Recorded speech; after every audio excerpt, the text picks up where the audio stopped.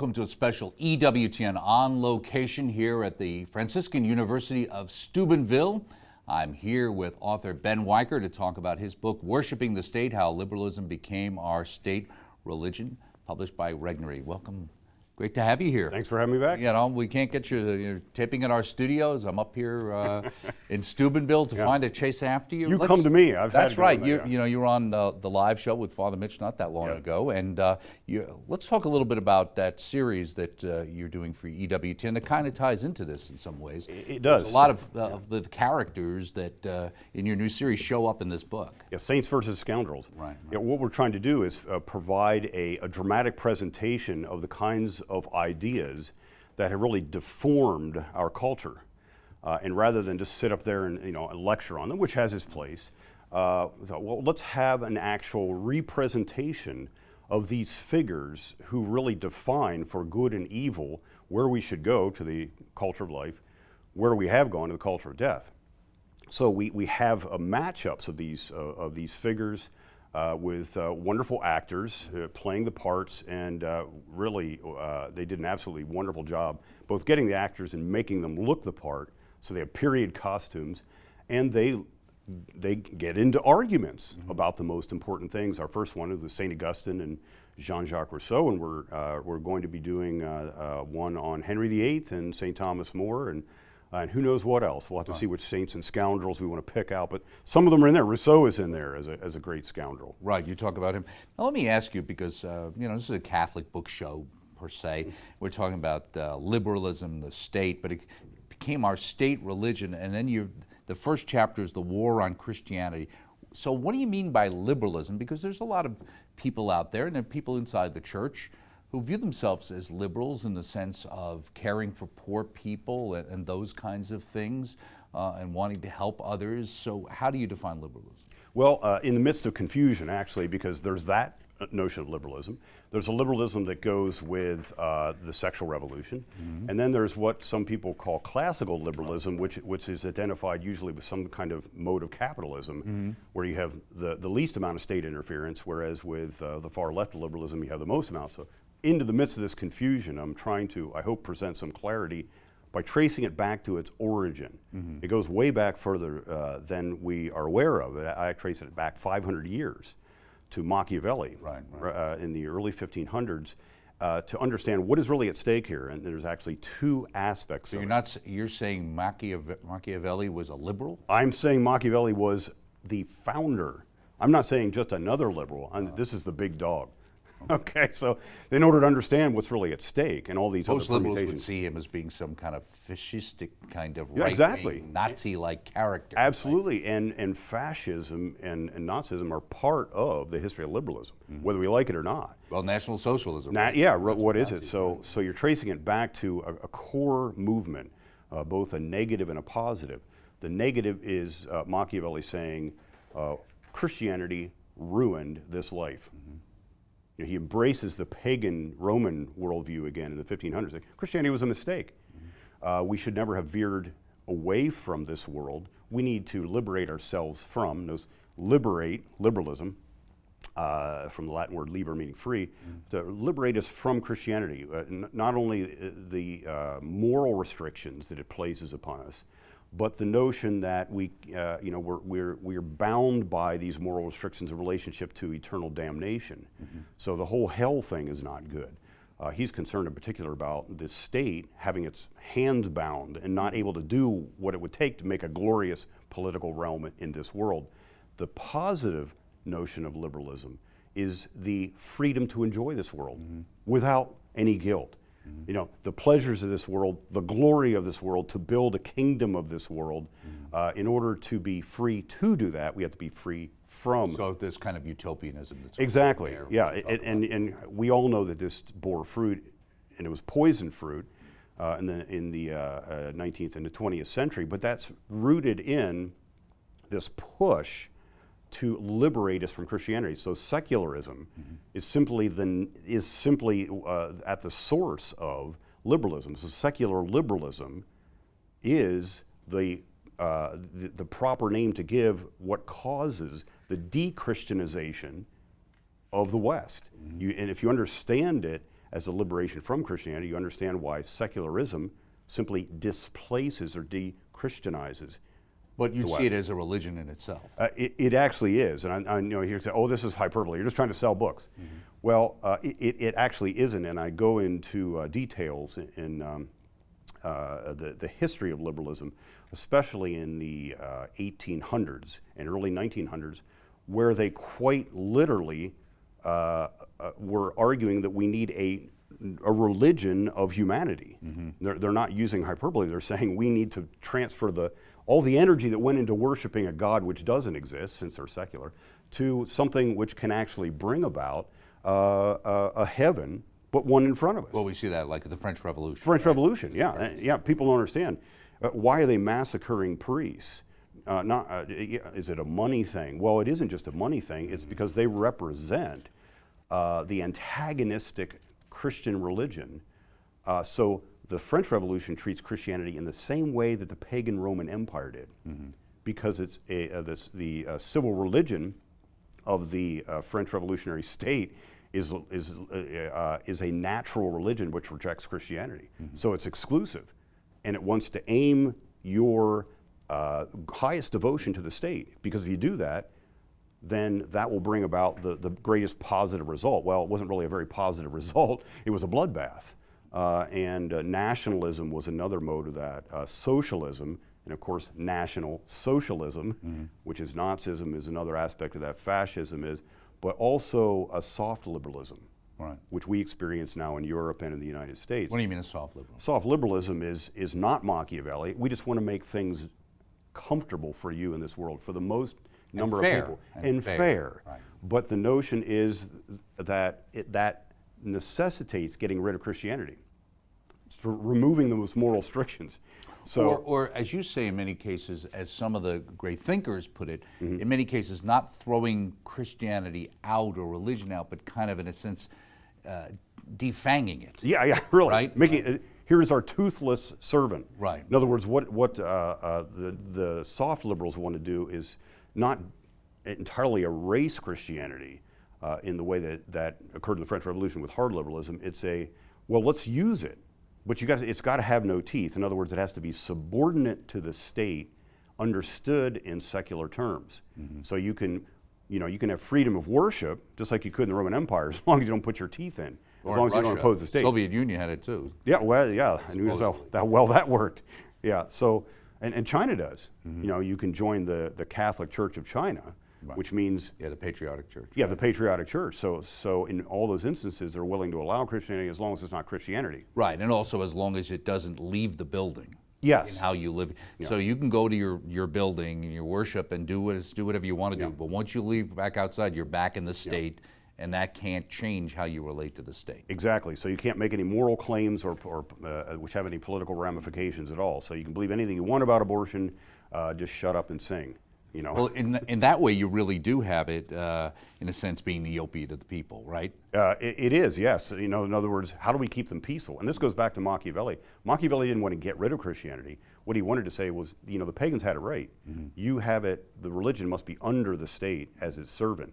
And so you have to use Christianity, so it explicitly tells you how to use Christianity, and that lesson is taught again and again over the next 500 years. And with the pagans, you had this syncretism in the sense that Exactly. Everything's basically the same and it doesn't really matter. And, No. And that's in effect what they're saying now is, well, you can do this and do that as long as one's not better than the other. Exactly, and that serves secularism. In other words, maximizing the notion that the state is there to protect you, believe anything you want, actually causes the entire fragmentation of the church. But that was actually a strategy. It's not an accident of secularization. They thought, how can we destroy the unity of the church? We can lift up the notion that you should have the right to believe anything you want. That'll fragment it, and then hence it won't be in opposition to the state. Right, and then you need the state to protect your rights. Exactly. Right. All right. So it's the strategy of it is amazing. I mean, if it didn't result in the attack of the church, you think, well, that's as a kind of an intellectual chess move, it was brilliant. But if we don't understand what's at stake, then we tend to try to work inside the strategy. But it's designed always to fracture the church and to eliminate its authority and to subordinate it to the state, or to simply eliminate it, period. Now, right at the beginning of the book, you have a quote from Chesterton. You say, "It is only by believing in God that we can ever criticize the government. Once abolished, God and the government becomes the God. The truth is that irreligion is the opium of the people." And that's the Chesterton quote, Yeah. is how you start the book. Yeah, and as you should always start every book with a Chesterton quote if you can. That's all starting off well. But here he's really a prophet. He's writing this in the early part of the 1900s, and he sees this. If you reject God, it doesn't end up people being sort of benign, happy dwellers in this life. It's that you transfer their natural desire to worship as being made in the image of God to something else.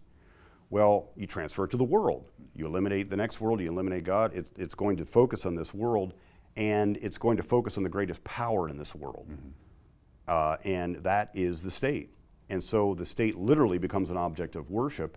And this isn't a mere paradox that he's throwing out there because it's witty. He actually had seen the growth of nationalism in the 1900s. He Right, the rise of the nation state. The nation as an object of devotion, Right. you know, as a real literal religion. He understood the French Revolution the same way. Certainly Germany with Bismarck. Yeah, and he saw socialism developing in his own time, and it was explicitly religious. People don't understand that. It wasn't just a political program. It was a political religious program. It was designed that way by its founders. And so he understood, you're not creating a state which is itself indifferent to religion. It absorbs all religious devotion into itself and becomes the great idol, the great Leviathan. Now, one of the things which next book, but and you talk about that as well. The idea also in the beginning, you talk about the whole idea of this pretense of neutrality. Yeah. Right. Yeah.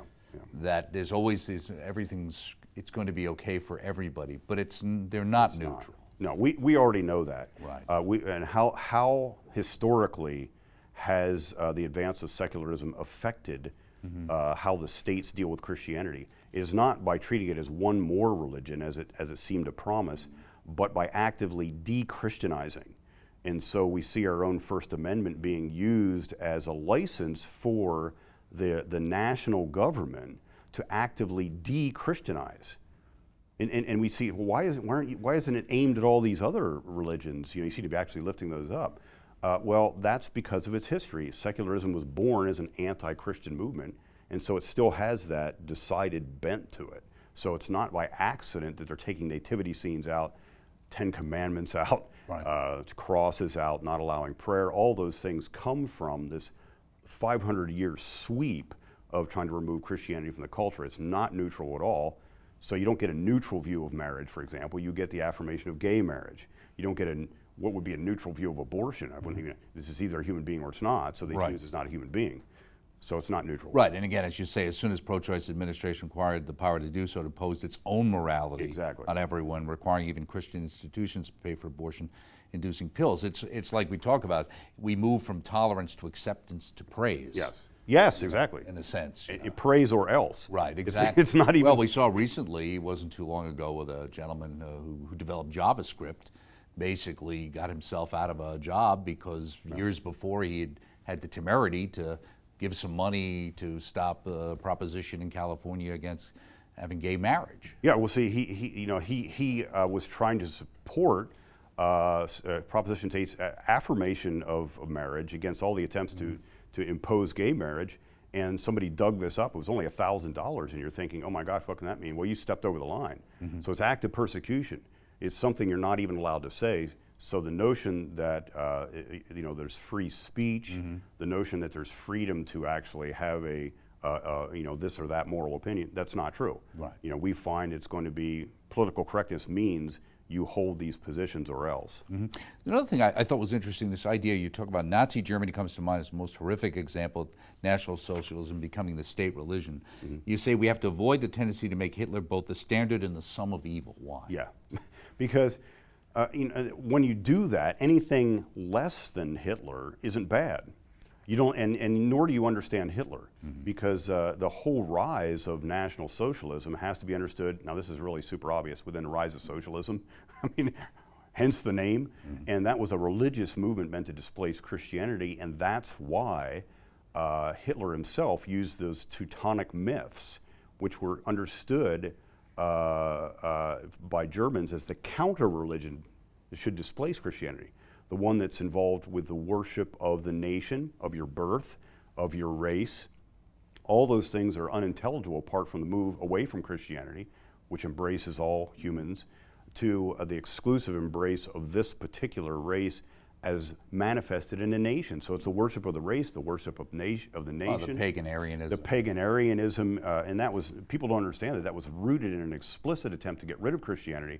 Christianity understood as an aberration of Germany's history, and we're going back to those pre-Christian pagan roots. That's why Wagner is so important for that movement. You know, whatever anybody thinks of the actual tunes that he plays, that's what he's up to. Right, exactly. Now you say liberals complain about Christians' indoctrination of children with rigid dogmas, but one can't help noticing that liberalism itself is as dogmatic as any religion. See, the takeover of universities, not Franciscan of course, has been essential to the cultural victory of liberalism over Christianity going back to at least the 19th century. And today's liberalism in its purest and most radical form is found on college and university campuses, and you talk about indoctrination. It strikes me, one time I was thinking, all these liberals who were out and running around in the 60s and 70s, going to communes and everything, they couldn't turn the culture into utopia, so they wandered onto universities and decided to create their own little worlds there. Yeah, and it's actually, standing back looking for the history, it's even more complex and interesting, and I guess in a morbid way. People think that it was just in the 1960s that you had this takeover, but it actually occurred more like the 1860s.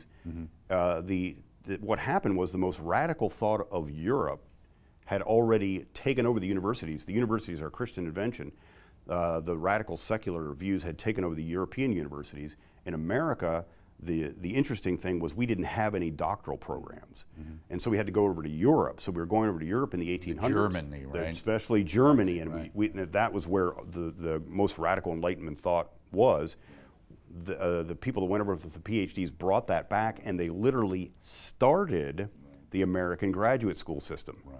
Now you can Germany with Hegel and Nietzsche. Exactly. Yeah, and they bring it over all the radical Enlightenment thought from France, Germany, England, and it's then imposed in a kind of a top-down revolution through the university. So it's precisely because they literally invented the graduate school. Well, they didn't invent it, they brought it from Germany, they put it on top of our existing institutions, or they simply started new ones, that you have to take over the university system. So it occurs 100 years. Right. And those flower children were actually the ones that had gone through the university system. Already. Okay. Yeah, so they were actually already indoctrinated. They're just returning home. They're just returning home, I and that notion that you send your kids to the university and it turns them into secular liberal. Okay, well that's been doing the tunnel of oppression. You do go through the tunnel of oppression, and you're cleansed. You know that's been happening for a long time. That makes us more aware of how big the counter-revolution has to be. Now, you talk about George Orwell, people hear that stuff, and they say, like the famous scene in 1984 when Winston is forced to say he sees 5 fingers when his interrogator is holding up 4. Yeah. Is that what people are being forced to do, agree to things they don't really agree to? Yeah, you are compelled to. But absolutely. Yeah, and this example of yeah, well, this example comes from a university where somebody uttered something you weren't allowed to utter, and it could be about homosexuals. It could be about, I don't think that homosexuals should be allowed to marry. I don't think that abortion is a good thing. Whatever you say, if that crosses the line, the university systems that have been most radicalized actually bring you before committees who grill you and make you say your sin according to their view of what you did wrong. Even if you don't agree with them, you're not allowed out. And they fine you and penalize you. Well, this is what's occurring in the larger culture. As you just mentioned, the head of Mozilla got smacked down because he had he's $100 or $1,000 to the Proposition 8 campaign. Well, you can't say that because then you're saying something against homosexual marriage. You're out of there. And you aren't going to get back up there unless you bow down and say, no, I think this is wonderful. Right. So you will bow before. You will conform. You will conform, yeah. In a very nice, soft, easy way. Well, Well, you say later on in the section on Spinoza, the liberal elite and the established secular church, the liberal church and the secular state are perfect fit. yes. Since the beliefs of liberal Christianity are indistinct from those of secular liberalism, the secular liberal state ends up de facto supporting liberal Christianity with the powers of the state. How could it be otherwise? The liberalized church and the liberal state share the same assumptions and aims. Yes, and people need to understand that liberal Christianity actually was a creature historically of liberalism. That it was, all the way back to Machiavelli, the understanding was we have to have religion to control people. You don't want to get rid of it, and that's a pagan view. It comes from ancient pagan Greece and Rome. Right, Use religion. Right. The priesthood's under your power. Priesthood's under the power in the Roman state. So it isn't getting rid of Christianity so much as transforming it so that it is essentially a lapdog for your policies. And this occurs not, it doesn't have to occur in an established church like the Anglican Church. It can say establish one mode of Christianity is the only one we're going to allow to speak, the one that simply agrees with every liberal view but doesn't add anything to it. Mm-hmm. In other words, what do you get beyond the far left and say that any kind of a liberalized Christianity? There's nothing. And that's why the These are identical. spirituality and general spirituality is okay. Yeah. Religion with rules. We need it. And Can't we control take you. them from the East, or we do ecology, which is a good thing, Good but thing. we carry that and that becomes our religion because then it makes us feel good. This was something that struck me because I remember watching the Phil Donahue show in the 70s and stuff, and the 80s, and starting to feel like we live in the world of experts. Where suddenly we don't know anything, parents don't know anything, but there's always some expert who's going to tell you. And so I was surprised when I read The Rise of the Expert, Spinoza's Elite. Yeah, and this is another thing that people need to understand. The notion that there are only some people who can speak authoritatively actually was the result of a very, very important strategy. And you mentioned Spinoza as essential to this. He said, here's what needs to happen. The people who have the proper view, that is the secular liberal view, have to be on top of the pyramid. And they are the ones that define everything. They are the ones that are going to be, so as it were, the priests who say what can you say about things. So you have the rise of the notion of the expert, but expert means someone who has been liberalized. And so we see it associated with our university system. So if the university system is highly liberalized and the people who are educated come from that, they function as the experts. Well, they've already got a particular world view that they've gotten. That's how they become the experts with that view. So marriage experts are now giving marriage advice in accordance with the liberal view of marriage, which is anything goes. Right, and if you don't say that, then you can't be an expert. Exactly. How could you be an expert? You must be a crackpot. crackpot. Yeah. So you have, Alfred Kinsey becomes an expert. And then you read about it in lives. It's like we talk about the series you're doing. Yeah. When you go back and look at people like Rousseau and see how they live their lives, Yes. it makes you question the validity of their thought. Exactly. Well, it makes it clear that their thought is merely a kind of expansion of and an affirmation of their desires. Right. And these are this worldly desires that we want to affirm. And Rousseau, didn't he have his own version of Genesis or something he came up with? Well, exactly. It's the notion. This was put against the Christian story because he's trying to refound the West on this. That basically we're animals that have no moral qualities at all, and in regard to sexuality, that means that we just mate and run, and even marriage is unnatural. But any restriction on sexuality is unnatural. So he's the first, as it were, flower child. Right. But it's the noble beast. Noble simply because he doesn't have anything other than his urges, and that's the pure happy state, not this thing you read about in Genesis. That story liberates us from the Christian morality and from marriage. So that's, this is in the 1750s. He's writing this. Well, the 1960s is simply Rousseau's children. That's what the sexual revolution is. So those are like his great-grandchildren? Great-grandchildren or something there. Let me ask you, one of the other points you make in the book, just before we go, is this whole idea of, so many of us are trying to fight for our rights, our right to life and you kind of make the point that that's not always the best way to go. It isn't, because we're using a view of rights which comes from a purely secular foundation. To be quick, Thomas Hobbes invented it to undermine Catholic natural law. And what he says is, look, we're creatures of mere body. Pleasure is good, pain is evil. and you have a right to get whatever pleases you. So he confuses having a desire with having a right. That's why we today talk as if just having a desire gives you a right. And if you step into the middle of it as a Catholic, you can't win an argument. Right? Because this person has this desire, this person has this desire, this person has this desire. Well, Hobbes designed it so that you couldn't win. Right. So It's kind of like the confusion between thinking and feeling. Yes, People exactly. Say think, but they really mean this is how I feel. yeah, this is how I feel. Very strongly, though. Unfortunately, I feel we are out of time. Oh, well. This is a great book. Thank you, Ben. Thank you very much for It's having me. very, very good. Speaking here with Ben Wiker, author of Worshipping the State, How Liberalism Became Our State Religion, available through the EWTN Religious Catalog. Thank you for joining us on this special on-location edition of EWTN's Bookmark from Franciscan University in Steubenville. See you next time.